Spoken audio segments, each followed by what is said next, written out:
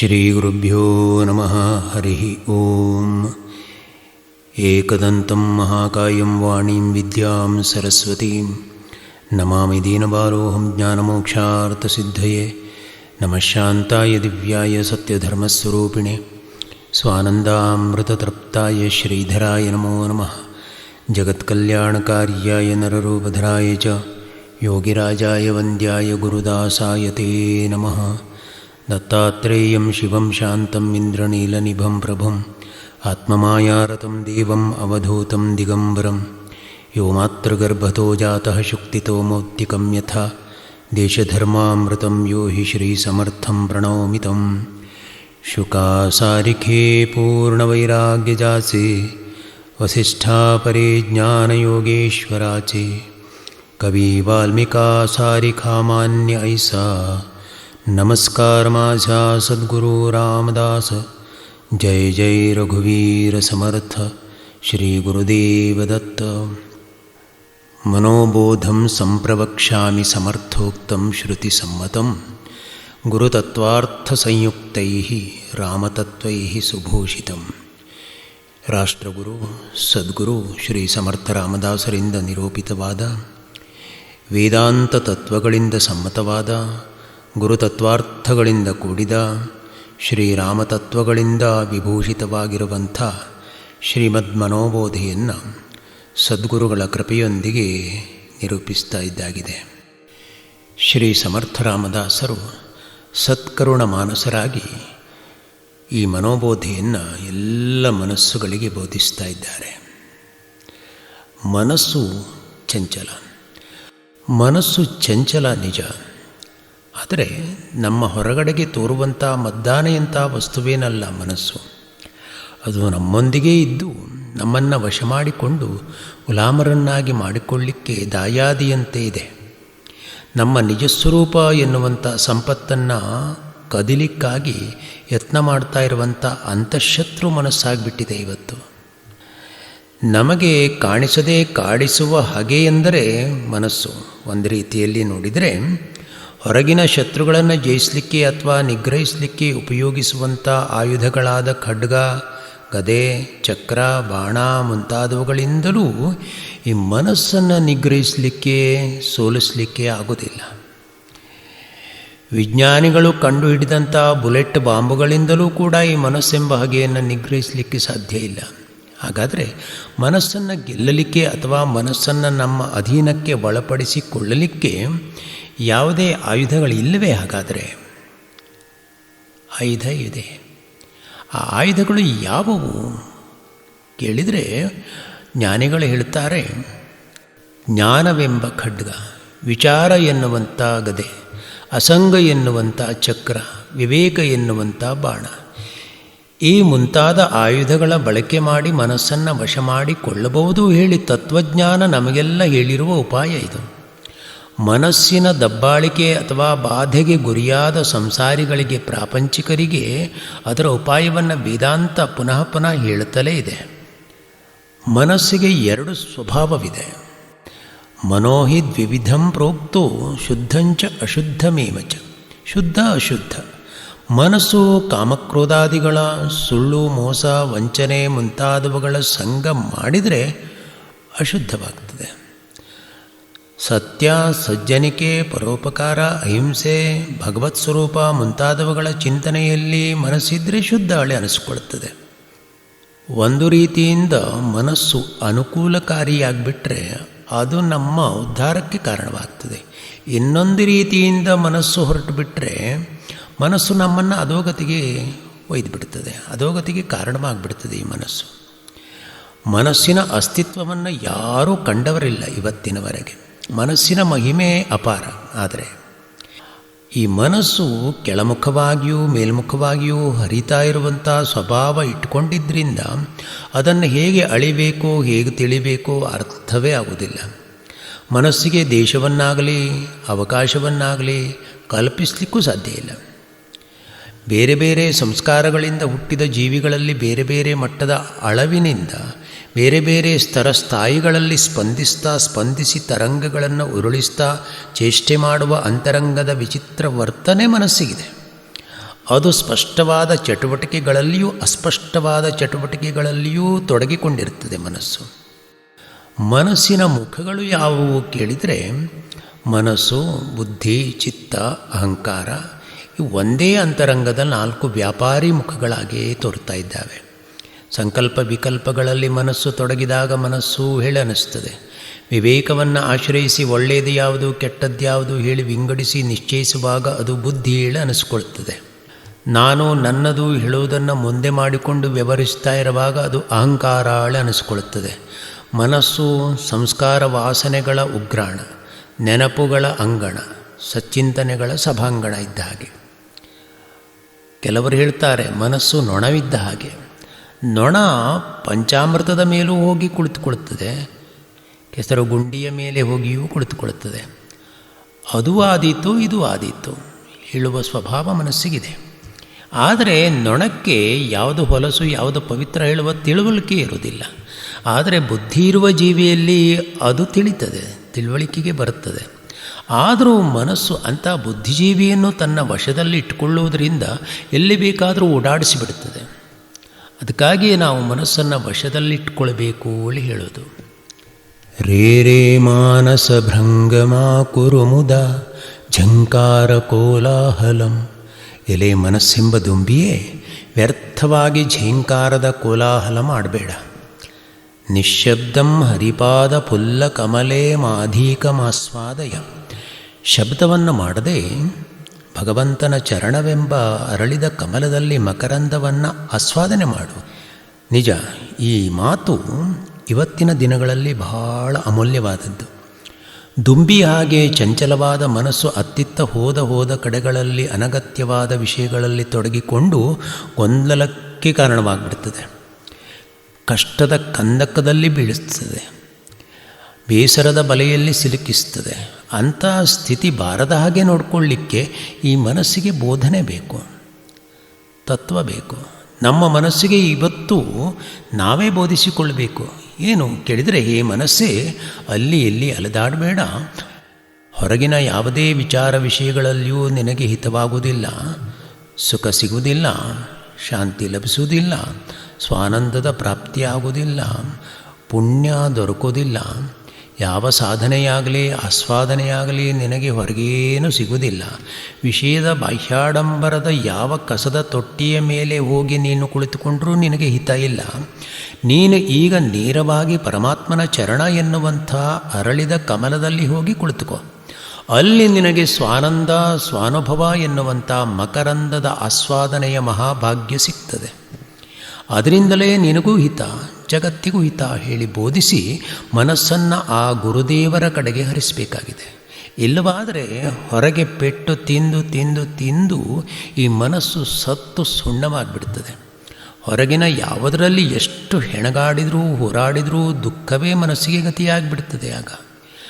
ಅದಕ್ಕಾಗಿ ಜ್ಞಾನಿಗಳು ಈ ಮನಸ್ಸಿಗೆ ಹೇಳುವುದೇನು ಕೇಳಿದರೆ, ತಸ್ಮಿನ್ ಸರ್ವತ್ರ ಶಾಪಹಾರಿಣಿ ಚಿದಾನಂದೇ ಮಕರಂದೇ ಸಕ್ರನ್ನಿಷ್ಠೀತೆ ಕ್ವನುತೆ ಪ್ರಿಯಾಸ್ಯತಿ ಲಯಂ ಸಾಹಂಕೃತಿ ಝಂಕೃತಿ. ಎಲ್ಲರ ಬಾಯಾರಿಕೆಯನ್ನು ನೀಗಿಸುವಂಥ ಆ ಚಿದಾನಂದಮಯವಾದ ಮಕರಂದವನ್ನು ಒಮ್ಮೆ ಪಾನ ಮಾಡಿದರೂ ಸಾಕು, ನಿನ್ನ ಈ ಅಹಂಕಾರಯುಕ್ತವಾದ ಝೇಂಕಾರ ಲಯವಾಗಿ ಬಿಡುತ್ತದೆ. ಅದಕ್ಕಾಗಿ ಚೇತಶ್ಚಂಚಲತಾಂ ವಿಹಾಯ, ಎಲೆ ಮನಸ್ಸೇ ಎಲ್ಲ ಸಂಶಯಗಳನ್ನು ಬಿಟ್ಟು ಯುಕ್ತ್ಯಾವಾನುಭವೇನ ಯತ್ರ ಪರಮಾನಂದಶ್ಚ ತತ್ಸೇವ್ಯತಾಂ.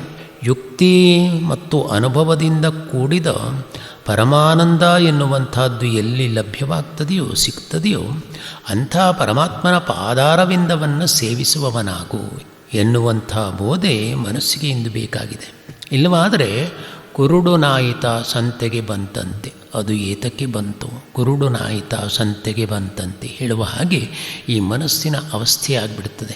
ಅದಕ್ಕಾಗಿ ಜ್ಞಾನಿಗಳು ಮನಸ್ಸಿಗೆ ಬೋಧಿಸ್ತಲೇ ಇರ್ತಾರೆ. ಚೇತಶ್ಚಂಚಲತಾಂ ವಿಹಾಯ ಪುರತಃ ಸಂಧಾಯ ಕೋಟಿದ್ವಯಂ ತತ್ರೈಕತ್ರ ನಿಧೇಹಿ ಸರ್ವವಿಷಯಾತ್ ಅನ್ಯತ್ರ ಚ ಶ್ರೀಪತಿಂ ವಿಶ್ರಾಂತಿರ್ಹಿತಮಪ್ಯಹೋ ಕ್ವನು ತಯೋಃ ಮಧ್ಯೆ ತದಾಲೋಚ್ಯತಾಂ ಯುಕ್ತ್ಯಾವಾನುಭವೇನ ಯತ್ರ ಪರಮಾನಂದಶ್ಚ ತತ್ಸೇವ್ಯತಾಂ. ಅಂದರೆ ಈ ಮನಸ್ಸೇ ಚಂಚಲತೆಯನ್ನು ಬಿಟ್ಟು ನಿನ್ನ ಎದುರಿಗೇ ಇರುವಂಥ ತಕ್ಕಡಿಯ ತಟ್ಟೆಗಳಲ್ಲಿ ಒಂದರಲ್ಲಿ ವಿಷಯಗಳೆಲ್ಲವನ್ನು ಮತ್ತೊಂದರಲ್ಲಿ ಶ್ರೀಮನ್ನಾರಾಯಣನನ್ನು ಇಡು. ಇಟ್ಟು ಇವೆರಡರಲ್ಲಿ ಶಾಂತಿ ಮತ್ತು ಹಿತ ಯಾವುದು ಹೇಳಿ ನೀನೇ ವಿಚಾರ ಮಾಡು. ನಂತರ ಉಪಾಯದಿಂದ ಮತ್ತು ಅನುಭವದಿಂದ ಯಾವುದರಲ್ಲಿ ಪರಮಾನಂದ ದೊರಕುತ್ತದೆಯೋ ಅದನ್ನು ಸ್ವೀಕಾರ ಮಾಡು. ಹೀಗೆ ಮನಸ್ಸಿಗೆ ಹೇಳಬೇಕಂತೆ. ಶ್ರೀ ಸಮರ್ಥರು ಮನಸ್ಸಿಗೆ ಪರಮಾತ್ಮನ ಚಿಂತನೆ ನಾಮಗಳನ್ನು ಕೊಡ್ತಾ ಇದ್ದರು. ಅದಕ್ಕಾಗಿಯೇ ಮನಸ್ಸಿನ ಚಾಂಚಲ್ಯತೆಯನ್ನು ಹೋಗಲಾಡಿಸಲಿಕ್ಕಾಗಿ ಮನಸ್ಸಿಗೆ ಒಂದು ಸಾರ ಸರ್ವಸ್ವ ಸ್ವರೂಪನಾದ ಪರಮಾತ್ಮನನ್ನು ಪ್ರಾಪ್ತಿ ಮಾಡಿ ಕೊಡುವುದಕ್ಕಾಗಿ ಶ್ರೀ ಸಮರ್ಥರು ಮನೋಬೋಧಿಯನ್ನು ರಚಿಸಿ ನಮಗೆಲ್ಲ ಕೊಟ್ಟರು. ಅಂತಹ ಸದ್ಗುರು ಶ್ರೀ ಸಮರ್ಥ ರಾಮದಾಸರ ಚರಣಾರವಿಂದಗಳಿಗೆ ನಮಸ್ಕಾರ ಮಾಡುತ್ತಾ ಶ್ರೀ ಸಮರ್ಥರ ಮನೋಬೋಧಿಯ ಮುಂದಿನ ಓವಿಯನ್ನು ನಾವು ನೋಡ್ತಾ ಇದ್ದೇವೆ. ಮನಾಸಾಂಗಪಾರಾವಣ ಕಾಯ ಜಾಲೆ ಅಕಸ್ಮಾತ್ ತೇ ರಾಜ್ಯ ಸರ್ವೈ ಬುಡಾಲೆ ಮಣೋನಿ ಕುಡಿ ವಾಸನಾ ಸಾಂಡಿ ಬೇಗಿ ಬಳೇಲಾಗಲ ಕಾಳ ಪಾಠಿಲಾಗಿ ಜೈ ಜೈ ರಘುವೀರ ಸಮರ್ಥ. ಮನಸ್ಸೇ ರಾವಣನ ಗತಿಯೇನಾಯಿತು ನೀನೇ ಹೇಳು. ಅವನ ರಾಜ್ಯವೇ ಮುಂತಾದ ಸರ್ವಸ್ವವೂ ಒಮ್ಮೆಲೇ ನಷ್ಟವಾಗಿಬಿಡ್ತು. ಆ ಕಾಲನು ವೇಗದಿಂದ ಬೆನ್ನತ್ತಿ ಬರ್ತಾ ಇದ್ದಾನೆ. ಆದ್ದರಿಂದ ವಾಸನೆ ಕೆಟ್ಟದ್ದು ಹೇಳಿ ತಿಳ್ಕೊಂಡು ಅದನ್ನು ಬೇಗನೆ ತ್ಯಾಗ ಮಾಡಿಬಿಡು ಹೇಳಿ ಶ್ರೀ ಸಮರ್ಥರು ಹೇಳ್ತಾರೆ ಈ ಓವಿಯ ಮೂಲಕವಾಗಿ. ರಾವಣನು ಹುಟ್ಟುವಾಗಲೇ 10 ತಲೆ 20 ಕೈಗಳನ್ನು ಪಡೆದುಕೊಂಡು ಹುಟ್ಟಿದ್ರಿಂದ ಅವನಿಗೆ ದಶಕಂಠ ಹೇಳಿ ನಾಮಕರಣವಾಗ್ತದೆ. ರಾವಣನು 10,000 ವರ್ಷಗಳ ಕಾಲ ಬ್ರಹ್ಮನನ್ನು ಕುರಿತು ತಪಸ್ಸು ಮಾಡಿ ದೇವ ದಾನವ ಯಕ್ಷ ರಾಕ್ಷಸರಿಂದ ಸಾವಿಲ್ಲದೇ ಇರುವಂಥ ವರವನ್ನು ಪಡೆದುಕೊಂಡಂಥವನು. ಬ್ರಹ್ಮನಿಂದ ಮಹಾವರಗಳನ್ನು ಪಡೆದಂಥ ರಾವಣನು ತನ್ನ ಅಣ್ಣನಾದಂಥ ವೈಶ್ರವಣನನ್ನು ಯುದ್ಧದಲ್ಲಿ ಸೋಲಿಸಿ ಅವನ ಲಕ್ಷಾವಧಿ ಯಕ್ಷರನ್ನು ಕೊಂದು ಅವನ ಪುಷ್ಪಕ ವಿಮಾನವನ್ನು ಅಪಹರಿಸಿದ್ದಾನೆ. ಅಂಥ ಪರಾಕ್ರಮಿ ರಾವಣ ಗೋಬ್ರಾಹ್ಮಣ ಹಿಂಸಕನಾಗಿ ತಾನು ಏನೋ ದೊಡ್ಡ ಸಾಧನೆ ಮಾಡ್ತಾ ಇದ್ದೇನೆ ಹೇಳಿ ಅಹಂಕಾರವನ್ನು ಪಟ್ಟುಕೊಳ್ತಾನೆ. ಒಮ್ಮೆ ಆ ರಾವಣನು ಏನು ಮಾಡ್ದ ಕೇಳಿದರೆ, ಅಹಂಕಾರದಿಂದ ಕೈಲಾಸ ಪರ್ವತವನ್ನು ಎತ್ತಲಿಕ್ಕೆ ಹೋಗಿ ರುದ್ರದೇವರಿಂದ ಅಂದರೆ ಪರಶಿವನಿಂದ ಒತ್ತಲ್ಪಟ್ಟ ಪರ್ವತದ ಅಡಿಗೆ ಸಿಕ್ಕಿ ಭೀಕರವಾಗಿ ಅರಚಿಕೊಂಡಂತೆ. ಭೀಕರ ರವ ಅಂದರೆ ಧ್ವನಿ ಮಾಡಿದ್ದರಿಂದ ಅವನಿಗೆ ರಾವಣ ಹೇಳಿ ಹೆಸರು ಬರುತ್ತದೆ. ಭೀಕರವಾದ ರವ ಅಂದರೆ ಧ್ವನಿ. ಅವನು ಆ ರೀತಿ ಕಿರಿಚಿಕೊಂಡಿದ್ದರಿಂದ ಅವನಿಗೆ ರಾವಣ ಹೇಳಿ ಹೆಸರು ಬರ್ತದೆ. ರಾವಣನು ತನ್ನ ಭಯಂಕರ ತೋಳ್ಬಲದಿಂದ ಸಪ್ತದ್ವೀಪಗಳನ್ನು ಅಲ್ಲದೆ ರಸಾತಳದ ನಾಗರ ವಂಶವನ್ನು ಗೆದ್ದು ನಿವಾತಕವಚರೆಂಬ ರಾಕ್ಷಸರೊಂದಿಗೆ ಮಿತ್ರತ್ವವನ್ನು ಮಾಡಿ ಇಂದ್ರನೊಂದಿಗೆ ಯುದ್ಧ ಮಾಡಿ ಗೆಲ್ಲುತ್ತಾನೆ. ರಾವಣನ ಮಗನಾದಂಥ ಮೇಘನಾದನು ಮಹೇಶ್ವರ ಎಂಬ ಯಜ್ಞ ಮಾಡ್ತಾನೆ. ಇಂದ್ರನನ್ನು ಬಂಧಿಸಿ ತರುತ್ತಾನೆ. ಈ ಕಾರಣದಿಂದ ಅವನು ಇಂದ್ರಜಿತುಗಳು ಪ್ರಸಿದ್ಧನಾಗ್ತಾನೆ. ರಾವಣನಿಗೆ ದೇವತೆಗಳು ಗ್ರಹತಾರೆಗಳು ಹೆದರಿ ನಡುಕ್ತಿದ್ದರಂತೆ. ಸೂರ್ಯ ವರುಣ ವಾಯು ಅಗ್ನಿ ಎಲ್ಲರೂ ರಾವಣನ ಅಧೀನರಾಗಿ ತಮ್ಮ ಕಾರ್ಯವನ್ನು ನಿರ್ವಹಿಸ್ತಾ ಇದ್ದರಂತೆ. ಹೀಗೆ ಮದಿಸಿದ ಆನೆಯಂತಿದ್ದ ರಾವಣನು 3 ಲೋಕಗಳಿಗೂ ಕಂಟಕನಾಗ್ತಾನೆ, ಭಯಪ್ರದನಾಗ್ತಾನೆ. ಕೇವಲ ದರ್ಪದಿಂದ ಅವಿವೇಕದಿಂದ ವರ್ತಿಸಿಬಿಡ್ತಾನೆ ರಾವಣನು. ಯಾಕಂದರೆ ಎಲ್ಲ ಸಂಪತ್ತುಗಳು ಅವನಲ್ಲಿಯೇ ಇದ್ದವು, ಪರಾಕ್ರಮ ಅವನಲ್ಲಿತ್ತು. ಯಹ ಪಶ್ಚಾತ್ಪೂರ್ವ ಕಾರ್ಯಾಣಿ ಕುರ್ಯಾದೈಶ್ವರ್ಯಮಾಸ್ಥಿತಃ ಪೂರ್ವಂ ಚೋತ್ತರ ಕಾರ್ಯಾಣಿ ನ ಸವೇದ ನಯವು. ಯಾವಾತನು ಧನಮದದಿಂದ ಮೊದಲು ಮಾಡಬೇಕಾದದ್ದನ್ನು ಕೊನೆಗೆ ಮಾಡಬೇಕಾದದ್ದನ್ನು ಮೊದಲು ಮಾಡ್ತಾನೋ ಅವನಿಗೆ ನೀತಿ ಅನೀತಿಗಳೆರಡೂ ಗೊತ್ತಿಲ್ಲ ಹೇಳಿ ತಿಳ್ಕೊಳ್ಬೇಕಾಗ್ತದೆ. ದೇಶ ಕಾಲ ಸ್ಥಾನಮಾನಗಳ ಅರಿವಿಲ್ಲದೆ ನಡೆಸುವ ಕಾರ್ಯಗಳು ಅಯೋಗ್ಯರು ಅಗ್ನಿಯಲ್ಲಿ ಅರ್ಪಿಸುವ ಹವಿಸ್ಸುಗಳ ಹಾಗೆ ನಿಷ್ಫಲವಾಗುವುದರಲ್ಲಿ ಸಂದೇಹ ಇಲ್ಲ. ಅಂಥ ಸ್ಥಿತಿ ಆ ರಾವಣನದಾಗಿತ್ತು. ಕುಂಭಕರ್ಣನು ರಾವಣನಿಗೆ ಮಾಡುವಂಥ ಉಪದೇಶ ಬಹಳ ಸ್ವಾರಸ್ಯಕರವಾಗಿದೆ. ಕುಂಭಕರ್ಣನು ಘೋರ ರಕ್ಕಸನು, ಕ್ರೂರ ಕರ್ಮಿಯಾಗಿದ್ದವನು. ಆದರೆ ಅವನು ಧರ್ಮವನ್ನು ಗೌರವಿಸ್ತಿದ್ದ. ರಾಮಾಯಣದಲ್ಲಿ ಬರುತ್ತದೆ, ಅವನು ಧರ್ಮವನ್ನು ಗೌರವಿಸುವಂಥವನು, ಪಾಪ ಪುಣ್ಯಗಳಲ್ಲಿ ನಂಬಿಕೆ ಇಟ್ಟಂಥವನು, ಸರಿ ಯಾವುದು ತಪ್ಪು ಯಾವುದು ಹೇಳುವ ವಿವೇಚನಾ ಶಕ್ತಿಯುಳ್ಳಂಥವನು ಕುಂಭಕರ್ಣ. ಅವನು ಹೇಳ್ತಾನೆ, ಅಣ್ಣ ರಾವಣ, ಧರ್ಮದ ಅಧ್ಯಾತ್ಮ ಸ್ವರೂಪವೇ ಪರಮಾತ್ಮ. ಅದರ ಅಧಿದೈವ ಸ್ವರೂಪವೇ ಪ್ರಕೃತಿ ಇದೆ. ಆ ಪರಮಾತ್ಮನ ಅಧಿಭೂತ ಸ್ವರೂಪ ಅಂದರೆ ಸಮಾಜದ ವ್ಯವಸ್ಥೆ. ರಾಜನಾದಂಥವನು ಸಮಾಜ ವ್ಯವಸ್ಥೆ ಕೆಡದ ಹಾಗೆ ತನ್ನ ಆಚಾರ ವಿಚಾರಗಳನ್ನು ರೂಪಿಸಿಕೊಳ್ಳಬೇಕು. ರಾವಣ, ನೀನು ಸಮಾಜ ವ್ಯವಸ್ಥೆಯನ್ನು ಕೆಡಿಸಿದಂಥವನು. ಐಶ್ವರ್ಯದ ಮದದಿಂದ, ಅಧಿಕಾರದ ದರ್ಪದಿಂದ ನೀನು ಸೀತಾಪಹರಣ ಮಾಡಿದೆ. ಶೀಘ್ರಂ ಖಲು ಅಭ್ಯುಪೇತಂ ತ್ವಾಂ ಫಲಂ ಪಾಪಸ್ಯ ಕರ್ಮಣ ನಿರಯೇಷು ಏವ ಪತನಂ ಯಥಾ ದುಷ್ಕೃತ ಕರ್ಮಣ. ಹೇ ರಾವಣ, ನೀನು ಇಲ್ಲಿ ಯುಕ್ತಾಯುಕ್ತತೆಗಳನ್ನು ಕುರಿತು ಚಿಂತಿಸಲೇ ಇಲ್ಲ. ಅದರ ಫಲಗಳನ್ನು ನೀನು ಅನುಭವಿಸಲೇಬೇಕಾಗ್ತದೆ. ನಿನಗೆ ಪಾಪಕರ್ಮದ ಫಲ ಗಂಟು ಬಿದ್ದುಬಿಟ್ಟಿದೆ. ನಿನಗೆ ನರಕವೇ ಗತಿಯಾಗ್ತದೆ. ಯಾರೇ ಆಗಲಿ ಸ್ವೇಚ್ಛಾಚಾರಿಗಳಾಗಿ ಬದುಕಬಾರದು. ಗಂಟಲು ಒಣಗಿದಾಗ ನೀರು ಸಿಗಲಿಲ್ಲ ಹೇಳಿ ಹಸಿಯಾದ ಎಕ್ಕೆ ಹಾಲನ್ನು ಕುಡಿಲಿಕ್ಕೆ ಹೋದ ಹಾಗಾಯಿತು ನಿನ್ನ ಸ್ಥಿತಿ. ಹಸಿವು ಇಂಗಿಸಲಿಕ್ಕೆ ವಿಷವನ್ನು ಉಂಡ ಹಾಗೆ ಆಯಿತು ನಿನ್ನ ಸ್ಥಿತಿ ಹೇಳಿ ಕುಂಭಕರ್ಣನ ಹೇಳ್ತಾನೆ ರಾವಣನಿಗೆ. ಹಾಗೆ ರಾವಣನ ಪತ್ನಿಯಾದ ಮಂಡೋದರಿಯೂ ಕೂಡ ತನ್ನ ಪತಿಯಾದ ರಾವಣನನ್ನು ಕುರಿತು ಹೇಳ್ತಾಳೆ, ನಿರ್ಲಜ್ಜೋಸಿ ಪರೇರೇವಂ ಕೇಶಪಾಶೇ ವಿಕೃಶ್ಯತೆ. ಹೇ ಸ್ವಾಮಿ, ನೀನು ನಾಚಿಕೆಗೆಟ್ಟವನು. ಶ್ರೀರಾಮನು ನಿಮ್ಮಿಂದಲಾಗಲಿ ಅಥವಾ ವೀರರಿಂದಾಗಲಿ ಸೋಲುವಂಥವನಲ್ಲ. ಶ್ರೀರಾಮನು ದೇವಾದಿದೇವನಿದ್ದಾನೆ. ಈ ಪ್ರಕೃತಿ ಹಾಗೂ ಪುರುಷರಿಗೆಲ್ಲ ಶ್ರೀರಾಮನು ಮುಖ್ಯ ನಿಯಾಮಕನಿದ್ದಾನೆ. ಸರ್ವೋತ್ತಮನಾದಂಥ ಶ್ರೀಮನ್ನಾರಾಯಣನು ಹಿಂದೆ ಮತ್ಸ್ಯ, ವರಾಹ, ನರಸಿಂಹ, ವಾಮನ, ಭಾರ್ಗವ ಮುಂತಾದ ಅವತಾರಗಳನ್ನು ಮಾಡಿ ದುಷ್ಟ ನಿಗ್ರಹ ಮಾಡಿದಂಥವನು. ಸೀತಾದೇವಿ ಸಾಕ್ಷಾತ್ ಲಕ್ಷ್ಮೀ ಆಗಿದ್ದಾಳೆ. ಅದಕ್ಕಾಗಿ ನೀನು ಅದನ್ನು ತಿಳ್ಕೊಂಡು ನಿನ್ನ ನಡತೆಯನ್ನು ಸರಿ ಮಾಡಿಕೊಳ್ಬೇಕು.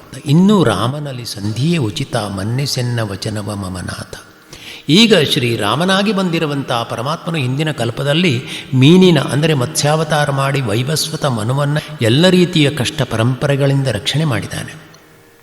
ಪೂರ್ವದಲ್ಲಿ ಶ್ರೀರಾಮನೆಂಬ ಪರಮಾತ್ಮನು ಲಕ್ಷಯೋಜನ ಅಗಲವಾದ ಬೆನ್ನುಳ್ಳ ಆಮೆಯಾಗಿ ಅವತಾರ ಮಾಡಿ, ಅಂದರೆ ಕುರ್ಮನಾಗಿ ಅವತರಿಸಿ ಸಮುದ್ರವನ್ನು ಕಡೆಯುವ ವೇಳೆಗೆ ಮಂದರ ಪರ್ವತವನ್ನು ಬೆನ್ನಿನ ಮೇಲೆ ಧರಿಸಿಕೊಂಡಂಥವನು.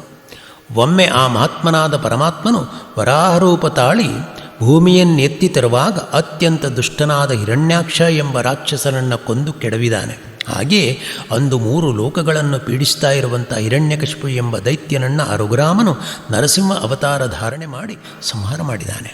ಈ ಶ್ರೀರಾಮನು, ಈ ರಘುನಾಥನು ತನ್ನ 3 ಪಾದಕ್ರಮಣಗಳಿಂದಲೇ ಬಲಿಚಕ್ರವರ್ತಿಯನ್ನು ನಿಗ್ರಹಿಸಿ 3 ಲೋಕಗಳನ್ನು ಆಕ್ರಮಿಸಿಕೊಂಡು ಸೇವಕನಾದ ದೇವೇಂದ್ರನಿಗೆ ಅನುಗ್ರಹಿಸಿದ್ದಾನೆ. ಪರಶುರಾಮಾವತಾರವನ್ನು ಮಾಡಿ ದುಷ್ಟ ಕ್ಷತ್ರಿಯರನ್ನು ಕೊಂದು ಭೂಭಾರವನ್ನು ಇಳಿಸಿದ್ದಾನೆ. ಆ ಪರಾತ್ಪರ ಪರಮಾತ್ಮನೇ ಈಗ ನಿನ್ನ ಸಂಹಾರಕ್ಕಾಗಿ ರಘುವಂಶದಲ್ಲಿ ಶ್ರೀರಾಮನಾಗಿ ಅವತಾರ ಮಾಡಿದ್ದಾನೆ. ತಸ್ಯ ಭಾರ್ಯ ಕಿಮರ್ಥಂ ವಾ ಹೃತಾ ಸೀತಾ ವನಾತ್ ಬಲಾತ್. ಆ ಸೀತೆಯಾದರೂ ನಿನ್ನಿಂದ ಯಾವ ಕಾರಣಕ್ಕಾಗಿ ಅಪಹರಿಸಲ್ಪಟ್ಟಳು ಹೇಳೋದೇ ನನಗೆ ಗೊತ್ತಾಗ್ತಾ ಇಲ್ಲ. ನನ್ನ ಮಗನ ಮತ್ತು ನಿನ್ನ ನಾಶ, ಅದಕ್ಕಾಗಿ ಇರ್ಬೋದಲ್ವೇ? ಆ ಸೀತಾದೇವಿಯ ಅಪಹರಣ ಈ ರಾಕ್ಷಸ ಕುಲದ ನಾಶಕ್ಕಾಗಿಯೇ ಇರ್ಬೋದಲ್ವೇ? ನಿನ್ನ ಅಹಂಕಾರದ ನಾಶಕ್ಕಾಗಿಯೇ ಸೀತೆ ಈ ಲಂಕೆಗೆ ಬಂದಿರಬಹುದಲ್ವೇ? ಯಾಕಂದರೆ ಅವಳು ಜಗನ್ಮಾತೆ, ಮಹಾಲಕ್ಷ್ಮಿ. ಅವಳು ಶಾಂತಸ್ವರೂಪಳಾಗಿ ಲಕ್ಷ್ಮಿಯಂತೆ ಬಂದಿದ್ದರೂ ಕೂಡ ಅವಳಲ್ಲಿ ಆ ದುರ್ಗೆಯ ಒಂದು ಅಂಶ ಇದೆ. ಇತಃ ಪರಂ ವಾ ವೈದೇಹಿಂ ಪ್ರೇಷಯಸ್ವ ರಘುತ್ತಮೆ. ಇನ್ನು ಮುಂದಾದರೂ ಸೀತೆಯನ್ನು ಶ್ರೀರಾಮನಿಗೆ ಒಪ್ಪಿಸಿಬಿಡು. ನಾವು ಭೀಷಣನಿಗೆ ಈ ಲಂಕಾರಾಜ್ಯವನ್ನು ಒಪ್ಪಿಸಿ ಕಾಡಿಗೆ ಹೋಗಿಬಿಡೋಣ. ನನ್ನ ಎಲ್ಲ ಮಕ್ಕಳು ನಿನ್ನ ಛಲಕ್ಕೆ, ನಿನ್ನ ಹಠಕ್ಕೆ ಬಲಿಯಾಗಿ ಹೋಗಿಬಿಟ್ರು. ಮಂಗಳಮಯ್ಯಾದ ಸೀತೆ ಮುನಿದರೆ ನನ್ನ ಮಾಂಗಲ್ಯ ಇನ್ನು ನನ್ನ ಕೊರಳಲ್ಲಿ ಇರಲಿಕ್ಕಿಲ್ಲ. ಸ್ವಾಮಿ, ನಿನ್ನ ಮುಖದರ್ಶನದಿಂದಲೇ ನನ್ನ ಸತ್ತು ಹೋದಂಥ ಎಲ್ಲ ಮಕ್ಕಳ ವಿಯೋಗ ದುಃಖವನ್ನು ನಾನು ಮರಿತಾ ಇದ್ದೇನೆ. ಲಂಕೆಯನ್ನು ಉಳಿಸು, ಲಂಕೆಯ ವಾಸಿಗಳನ್ನು ಉಳಿಸು, ಲಂಕೆಯ ಸಿರಿದೇವತೆಯನ್ನು ಉಳಿಸು, ರಾಕ್ಷಸ ಕುಲವನ್ನು ಉಳಿಸು ಹೇಳಿ ಮಂಡೋದರಿ ಹೇಳ್ತಾಳೆ. ಆದರೆ ರಾವಣನು ಕೇಳಲಿಲ್ಲ. ಆದರೆ ಏನಾಯಿತು? ಶ್ರೀ ಸಮರ್ಥರಲ್ಲಿ ಹೇಳ್ತಾರೆ, ಮನಾಸಾಂಗಪ ರಾವಣ ಕಾಯ ಜಾಲೆ ಅಕಸ್ಮಾತ್ ತೇರಾಜ್ಯ ಸರ್ವೈ ಬುಡಾಲೆ. ಮನಸ್ಸೇ, ರಾವಣನ ಗತಿ ಏನಾಯಿತು ಹೇಳು? ಅವನ ರಾಜ್ಯವೇ ಮುಂತಾದ ಸರ್ವ ಸಂಪತ್ತುಗಳು, ವೈಭೋಗಗಳು ಒಮ್ಮೆಲೆ ನಷ್ಟವಾಗಿ ಹೋಗ್ಬಿಟ್ಟು. ಶ್ರೀರಾಮನ ವ್ಯಕ್ತಿತ್ವ, ಶ್ರೀರಾಮನ ಸಾಮರ್ಥ್ಯ, ಶ್ರೀರಾಮನ ದೈವತ್ವ ಎಲ್ಲವನ್ನೂ ರಾವಣನ ಮನಸ್ಸು ಅರಿತುಕೊಂಡಿತ್ತು. ಆದರೂ ಶ್ರೀರಾಮನ ಪದಾರವಿಂದಗಳಲ್ಲಿ ಬಿದ್ದು ಶರಣು ಶರಣು ಹೇಳಿ ನಮಸ್ಕಾರ ಮಾಡುವಂಥ, ನಮಸ್ಕರಿಸುವಂಥ ನೈತಿಕ ಬದುಕು ಕೊನೆಗೂ ರಾವಣನದಾಗಲಿಲ್ಲ. ರಾವಣನು ತನ್ನ ತಮ್ಮನಾದ ವಿಭೀಷಣನಷ್ಟು ಸಾತ್ವಿಕನಲ್ಲ, ಪುಣ್ಯವಂತನಲ್ಲ, ನೀತಿವಂತನಲ್ಲ, ಧರ್ಮವಂತನಲ್ಲ, ಸತ್ಯವಂತನೂ ಅಲ್ಲ, ಸಂತನಂತೂ ಅಲ್ಲವೇ ಅಲ್ಲ. ಆ ಮಂಗಲಮಯವಾದ ಶ್ರೀರಾಮನ ಪಾದ ಪ್ರದೇಶದಲ್ಲಿ ಶರಣಾಗುವಷ್ಟು ಅವನ ಮನಸ್ಸು ಶುದ್ಧವಾಗಿಲ್ಲಾಗಿತ್ತು. ಮನಸ್ಸು ರಾಜಸ ತಾಮಸ ಗುಣಗಳಿಂದಲೇ ತುಂಬ ಹೋಗಿಬಿಟ್ಟಿತ್ತು. ಬೆಳೆದು ಬೆಳೆದು ಮರವಾಗದೇ ಇರುವ ಗಿಡವನ್ನು ಬಗ್ಗಿಸಬಹುದು. ಭೂಮಿಯಾಳಕ್ಕೆ ಬೇರು ಬಿಟ್ಟು ಗಗನೆತ್ತರಕ್ಕೆ ಬೆಳೆದು ನಿಂತ ರಾವಣನ ದುಸ್ವಭಾವ ಎನ್ನುವಂಥ ಹೀನ ಬದುಕಿನ ವೃಕ್ಷ ಎಂದಿಗೂ ಬಾಗದಂತಹ ಸ್ಥಿತಿಯನ್ನು ಮುಟ್ಟಿಬಿಟ್ಟಿತ್ತು. ಹೇಗೆ ಬಾಗ್ತಾನೆ ಅವನು ಶ್ರೀರಾಮನಿಗೆ? ಅಷ್ಟು ಅಹಂಕಾರದಿಂದ ಆ ವೃಕ್ಷ ಗಗನೆತ್ತರಕ್ಕೆ ಬೆಳೆದು ನಿಂತುಬಿಟ್ಟಿತ್ತು. ಯಾರಿಂದಲೂ ಈ ಬೆಳೆದು ನಿಂತ ರಾವಣನ ಬದುಕಿನ ಹೆಮ್ಮರ ಎನ್ನುವಂಥ ಮನಸ್ಸನ್ನು ಬಗ್ಗಿಸಲಿಕ್ಕೆ ಸಾಧ್ಯವೇ ಆಗಲಿಲ್ಲ. ಮಂಡೋದರಿಯಿಂದ ಆಗಲಿಲ್ಲ, ಕುಂಭಕರ್ಣನಿಂದ ಆಗಲಿಲ್ಲ, ವಿಭೀಷಣನಿಂದ ಆಗಲಿಲ್ಲ, ಯಾರಿಂದಲೂ ಆಗಲಿಲ್ಲ. ಅಂತಹ ಬಲಶಾಲಿಯಾದ ಛಲವಂತನಾದ ರಾವಣನು ಕಟ್ಟಿದ ಲಂಕಾನಗರ, ಸ್ವರ್ಣಲಂಕೆ, ಸ್ವರ್ಣ ಸಿಂಹಾಸನ ನುಚ್ಚು ನೂರಾಗ್ಬಿಡ್ತು. ಅದಕ್ಕಾಗಿ ಮನಸ್ಸೇ ನಾನೇ ಎಲ್ಲವನ್ನ ಬಲ್ಲವನು ಎನ್ನುವಂಥ ಅಹಂಕಾರದಿಂದ ಅಂತಹ ರಾವಣನೇ ನಾಶವಾದ ಅಂತಾದರೆ ಸಾಮಾನ್ಯರ ಗತಿಯೇನು, ಸಾಮಾನ್ಯರ ಸ್ಥಿತಿಯೇನು? ಮನಸ್ಸೇ, ರಾವಣನ ರಾಜ್ಯವೆಲ್ಲ ಹೋಯಿತು. 10 ತಲೆಗಳೂ ಉರುಳಿಬಿದ್ದು. ಕೋಟಿ ಕೋಟಿ ತಲೆಗಳಲ್ಲಿ ಇರಬಹುದಾದಂಥ ಅಹಂಕಾರ ಕೇವಲ ರಾವಣನ 10 ತಲೆಗಳಲ್ಲಿ ಇತ್ತು. ಆದರೆ ಏನಾಯಿತು? ಎಲ್ಲವೂ ನಾಶವಾಗಿಬಿಡ್ತು. ಅದಕ್ಕಾಗಿ ಮನಸ್ಸೇ, ಮನಸ್ಸನ್ನು ಹರಿಯಲಿಕ್ಕೆ ಬಿಡಬೇಡ. ರಾವಣನಿಗೆ ಶರೀರ ಭಾವ ಇತ್ತು.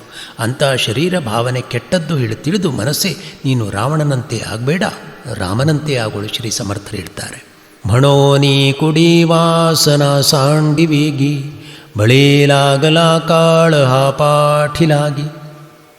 ಬಳೇಲಾಗಲ ಕಾಳಹ ಪಾಠಿಲಾಗಿ. ಕಾಲನು ಅಂದರೆ ಮೃತ್ಯು ವೇಗದಿಂದ ಜೀವಿಯನ್ನು ಬೆನ್ನತ್ತಿ ಬರ್ತಾ ಇದ್ದಾನೆ. ಅದಕ್ಕಾಗಿ ಮನಸ್ಸಿನ ವಾಸನೆ ಅತ್ಯಂತ ಕೆಟ್ಟದ್ದು ಹೇಳಿ ತಿಳಿದು ಅದನ್ನು ಬೇಗನೆ ಬಿಟ್ಬಿಡು. ಕಾಲಕ್ಷೇಪೋ ನ ಕರ್ತವ್ಯ ಕ್ಷೀಣಮಾಯು ದಿನೇ ದಿನೇ ಕೃತಾಂತಸ್ಯ ಕೃಪಾನಾಸ್ತಿ ಕರ್ತವ್ಯಂ ಗುರುಸೇವನಂ ಅಥವಾ ಕರ್ತವ್ಯಂ ಧರ್ಮಸೇವನಂ ಹೇಳಿಬಿಟ್ಟಿದ್ದಾರೆ. ಬದುಕಿನಲ್ಲಿ ಇದ್ದಷ್ಟು ಆಯುಷ್ಯ ದಿನೇ ದಿನೇ ಖರ್ಚಾಗ್ತಾ ಹೋಗ್ತಾ ಇದೆ. ಕೃತಾಂತನೆನಿಸಿದ ಮೃತ್ಯುವಿಗೆ ಸ್ವಲ್ಪವೂ ಕೂಡ ಕರುಣೆ ಎಂಬುದಿಲ್ಲ. ಅದಕ್ಕಾಗಿ ಧರ್ಮವನ್ನು ಆಚರಿಸು, ಗುರುಭಗವಂತನ ಸೇವೆ ಮಾಡಿ ಜೀವನದ ಸಾರ್ಥಕತೆಯನ್ನು ಸಾಧಿಸಿಕೊಳ್ಳಿ. ಶ್ರೀ ಸಮರ್ಥ ಹೇಳ್ತಾ ಇದ್ದಾರೆ. ಕರ್ಮದ ಫಲ ತೀರಿದ ಮೇಲೆ ಈ ದೇಹ ಬಿಟ್ಟು ಹೋಗ್ತಾರೆ ಎಲ್ಲರೂ. ಇಲ್ಲಿ ಮೃತ್ಯುವು ಯಾರನ್ನೂ ಬಿಡೋದಿಲ್ಲ. ಜೀವಿಗಳು ದೇಹ ಬಿಟ್ಟು ಹೋಗಲೇಬೇಕಾಗ್ತದೆ. ಲೋಕದಲ್ಲಿ ಜೀವಿ ನನ್ನ ದೇಹ, ನನ್ನ ಗೇಹ, ನನ್ನ ಸತಿ, ನನ್ನ ಸುತ, ನನ್ನ ಮನೆ, ಹೀಗೆಲ್ಲ ವ್ಯರ್ಥ ಅಭಿಮಾನ ಪಟ್ಕೊಂಡು ಏನು ಪ್ರಯೋಜನ? ಯಾವತ್ ಆಶ್ರಯತೆ ನ ರೋಗೋ ಯಾವತ್ ಆಕ್ರಮತೆ ನ ಜರ ತಾವದೇವ ನರಃ ಸ್ವಸ್ಥಃ ಸಾರಗ್ರಹಣ ತತ್ಪರ.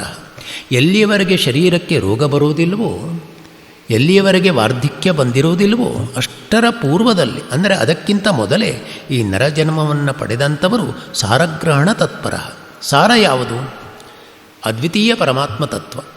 ಆ ಪರಮಾತ್ಮ ತತ್ವದ ಗ್ರಹಣ ಮಾಡಿಕೊಳ್ಬೇಕು ಹೇಳಿ ಎಚ್ಚರಗೊಳಿಸಿದ್ದಾರೆ. ನಾಹಿ ದೇಹಾಚ ಭರವಸ ಕೇವ್ಹಾ ಸರೇಲ ವಯಸ್ಸಾಳಿ. ಶ್ರೀ ಸಮರ್ಥರೇ ಹೇಳ್ತಾ ಇದ್ದಾರೆ, ದೇಹದ ಮೇಲೆ ಭರವಸೆ ಇಟ್ಕೊಳ್ಬೇಡ ಮನಸ್ಸೇ. ಯಾವ ಕ್ಷಣಕ್ಕೆ ಆಯುಷ್ಯ ಮುಗಿದೋಗ್ತದೆ ಹೇಳಲಿಕ್ಕೆ ಆಗೋದಿಲ್ಲ. ಒಂದು ಗಳಿಗೆ ನಾನಿದ್ದೇನೆ ಹೇಳಿ ಭಾವಿಸಿಕೊಂಡ್ರೆ ಮತ್ತೊಂದು ಗಳಿಗೆಯಲ್ಲಿ ಅವನಿಗೆ ಆಯುಷ್ಯ ಮುಗಿದು ಹೋಗಿದೆ ಎಂದಾದರೆ ಅವನು ಉಳಿಲಿಕ್ಕೆ ಇಲ್ಲ. ಅದಕ್ಕಾಗಿ ಧರಿಸಿದ ದೇಹದ ಮೇಲೂ ಭರವಸೆ ಇಡುವ ಹಾಗಿಲ್ಲ. ಶರೀರಂ ರೀಯತೆ, ಶರೀರ ಏನಾಗ್ತದೆ ಅದು ಹೋಗ್ತದೆ.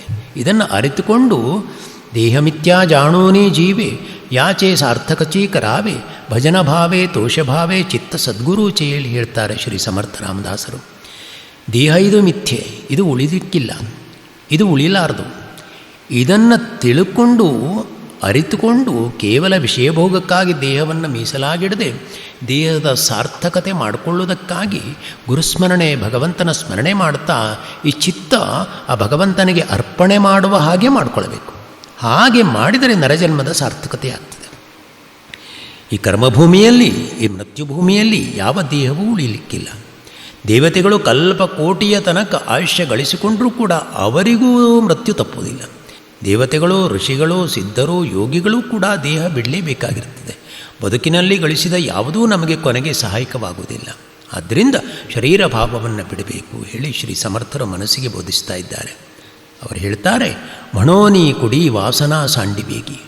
ವಾಸನೆ ಕೆಟ್ಟದ್ದು, ಅದನ್ನು ತ್ಯಜಿಸಿಬಿಡುವಳು ಮನಸ್ಸಿಗೆ ಹೇಳ್ತಾ ಇದ್ದಾರೆ. ವಾಸನೆ ಅಂದರೆ ಮನಸ್ಸಿನಲ್ಲಿ ಅಡಗಿಸಿಕೊಂಡ ಅಥವಾ ಅಡಗಿಕೊಂಡ ಆಸೆ, ಸೂಕ್ಷ್ಮವಾದ ಇಚ್ಛೆ, ಆಸಕ್ತಿ. ಅದು ಹೊರಗೆ ಕಾಣಿಸುವುದಿಲ್ಲ, ಒಳಗೆ ಕಾಡೋದನ್ನು ಬಿಡೋದಿಲ್ಲ. ಇದೇ ವಾಸನೆ. ವಾಸನೆ ಇದು ಆಸೆಗಳ ಸೂಕ್ಷ್ಮಾವಸ್ಥೆ. ನೋಡಿ, ಅಗರಬತ್ತಿಯನ್ನು ಹಚ್ಚುತ್ತೇವೆ. ಅಗರಬತ್ತಿ ಸ್ಥೂಲವಾದ ಒಂದು ಕಡ್ಡಿಯ ಆಕಾರದಲ್ಲಿರ್ತದೆ, ಆದರೆ ಅದರೊಳಗೆ ಅಡಗಿರುವುದೇನು? ಸುವಾಸನೆ. ಹಾಗೆಯೇ ದೇಹ ಸ್ಥೂಲವಾಗಿ ಕಾಣಿಸ್ತಾ ಇದ್ದರೂ ಆಸೆಗಳು, ಆಸಕ್ತಿಗಳು ಸೂಕ್ಷ್ಮವಾಗಿ ವಾಸನಾರೂಪದಲ್ಲಿ ಒಳಗೇ ಇರುತ್ತದೆ. ಹಾಗಾದರೆ ವಾಸನೆಗಳು ಎಷ್ಟಪ್ಪ?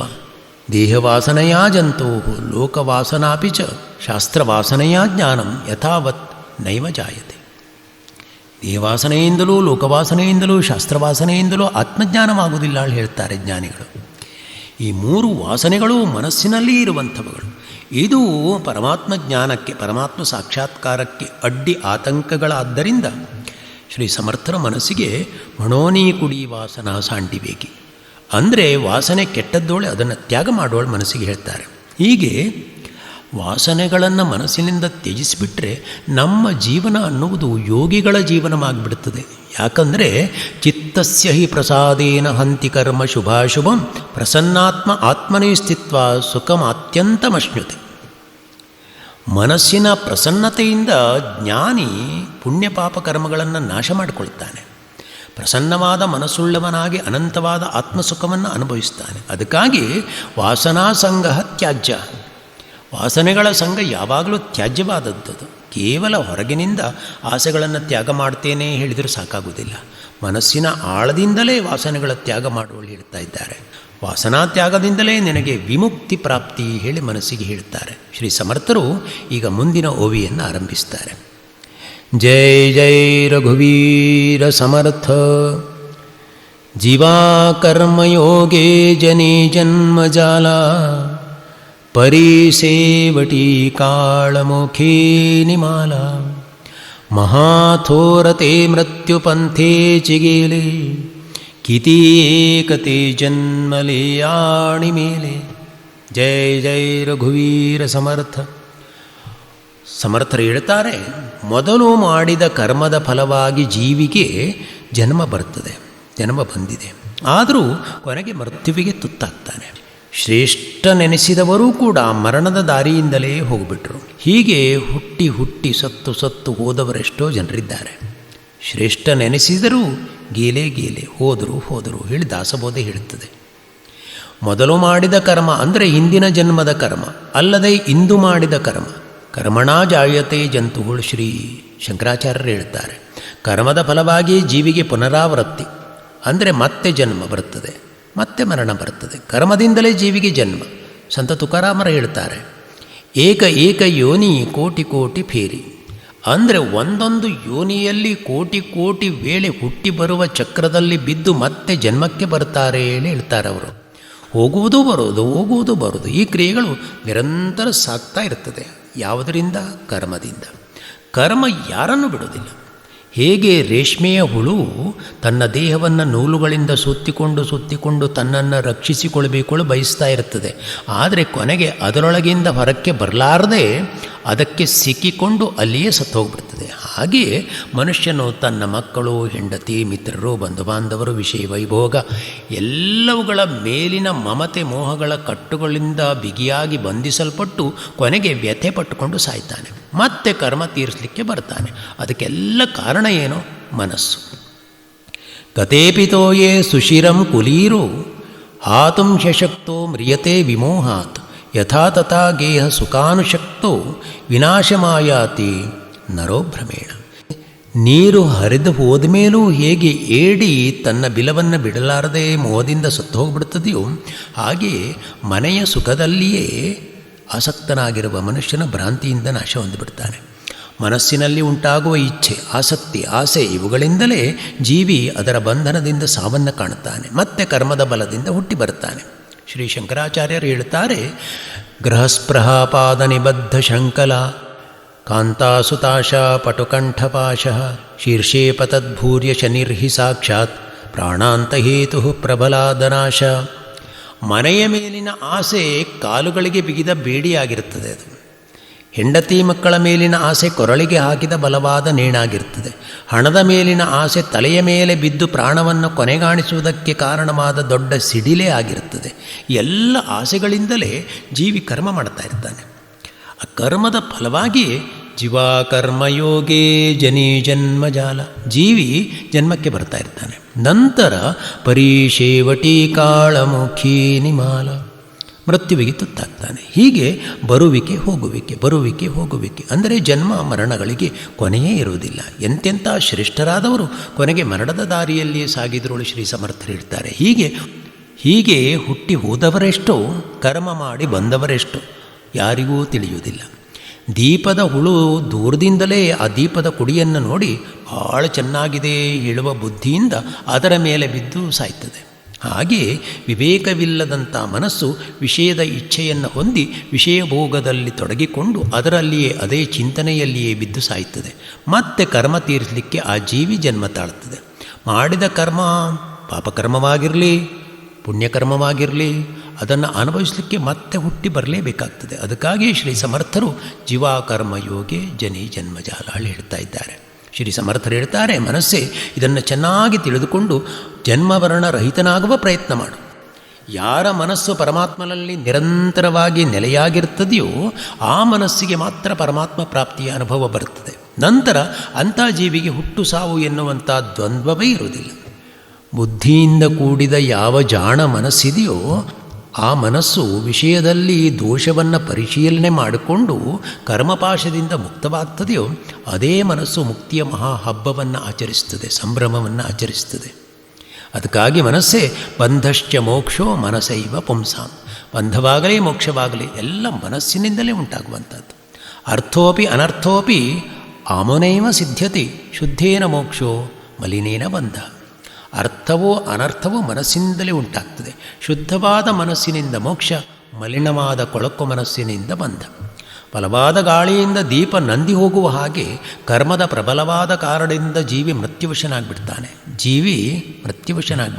ಅದಕ್ಕಾಗಿ ಸಾಧು ಮನಸ್ಸೇ ಚಿತ್ತಪ್ರಸಾದೇನ ವಿನಾವಗಂತುಂ ಬಂಧಂ ನ ಶಕ್ನೋತಿ ಪರಾತ್ಮತತ್ವಂ ತತ್ವಾವಗತ್ಯಾತು ವಿನಾ ವಿಮುಕ್ತಿ ನ ಸಿದ್ಧ್ಯತಿ ಬ್ರಹ್ಮ ಸಹಸ್ರಕೋಟಿಷು.